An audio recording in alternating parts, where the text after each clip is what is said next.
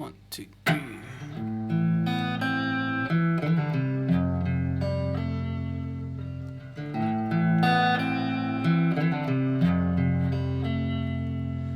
So, today I'm going to be showing you exactly why this riff is so catchy, okay? And that will kind of empower you to maybe make your own riffs that are a little bit more catchy and kind of learning from the music theory behind why this is so catchy. So, first, we will look at the chords and why the chords work together so nicely in the intro, the A minor and the F. And then we'll look at the choices of notes, why those notes work so well over those chords. Okay, so first of all, the two chords that are in the song is an A minor and F, and that progression already works really nicely.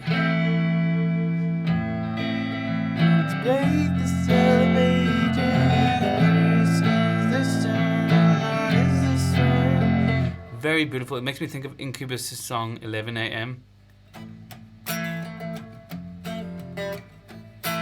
You know, it's got the same kind of chord progression in a different key, but it sounds really nice. Now, the reason why these two chords work so nicely is because an A minor chord, right, consists of the notes A, C, and E.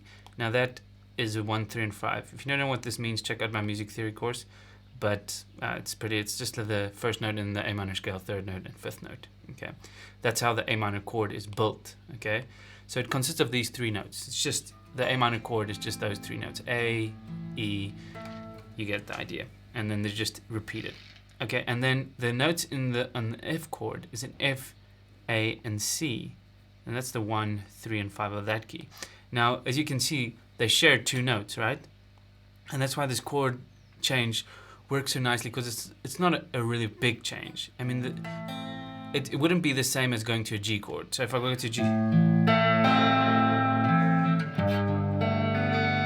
if I go to a G chord, there's immediately way more movement in the song. So in the intro, they didn't want that much movement. They just wanted it to be boom, boom.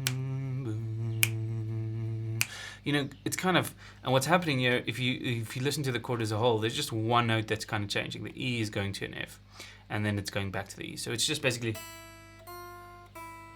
that's kind of what your ear is hearing.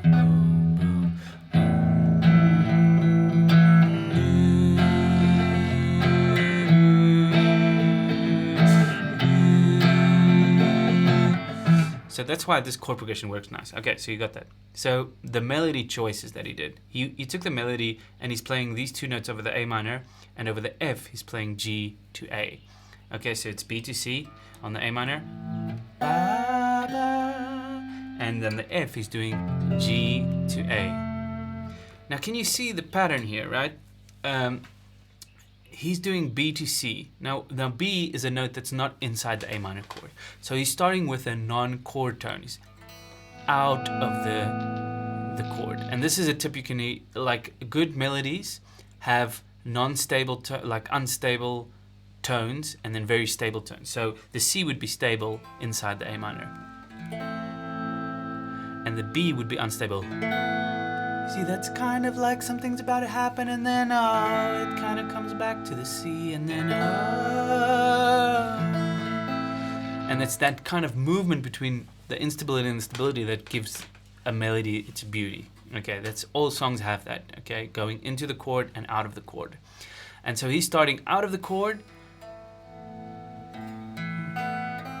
and then coming into the chord. So it's kind of like starting with a surprise and ending. And then the F chord, he's doing the exact same thing.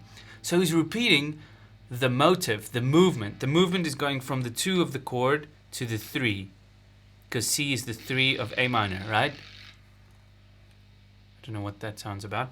Anyway, so he's ending on the 3 of the chord, and then the F is doing the same thing. He's going from G, the 2 of the F chord, going to the 3 of the F chord. So he's repeating, but he's not repeating. That could also work. Excuse the sound. I don't know what that is from. But yes, so he's starting out of the chord, going into the chord. Starting out of the chord in the F, and going into it. And going into it in the same way, from the 2 to the 3. If you just take this concept and you try to write a riff with it, then you could go. Let me repeat the concept. So.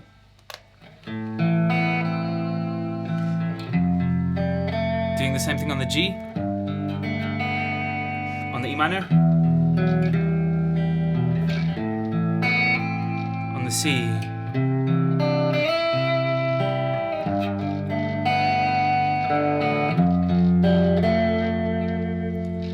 I mean, immediately sounds good. I could do that in any key. Let's say the key of D, okay? I haven't tried this. Let's see.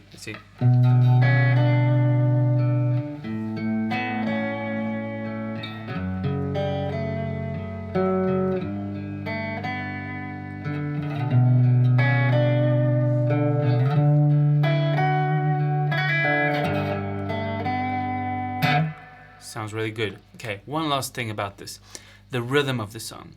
So he's ending on a C note, the rhythm of the melody. So he's going dun dun dun dun. But that C note is on an offbeat. So it's a really strong note. La, but it's on an offbeat. It's like 1, 2, 3, 4. 1, 2, and 3. So it's on the 2 and. You see that C note is in between 2 beats? So that's weird, right? A very conservative, let's say, Southern Baptist kind of organ player would play.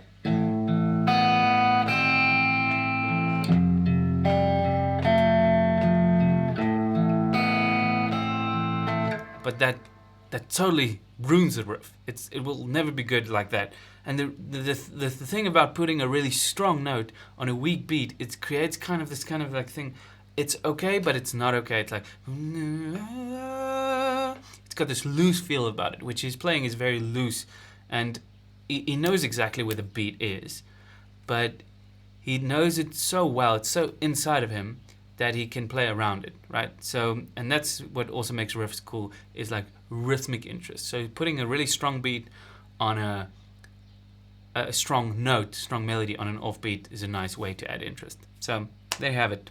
Good chord progression, a motive that repeats the 2, 3.